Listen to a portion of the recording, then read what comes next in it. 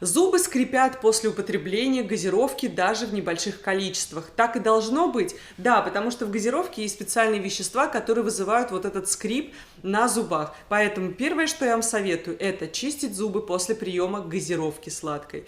Ни в коем случае не ложиться спать после того, как вы выпили даже минеральную воду. Я в любом случае вам советую почистить зубы перед сном. Это очень и очень важно. Если мы говорим про газировку, желательно любую газировку пить через трубочку, чтобы не было прямого контакта с зубами.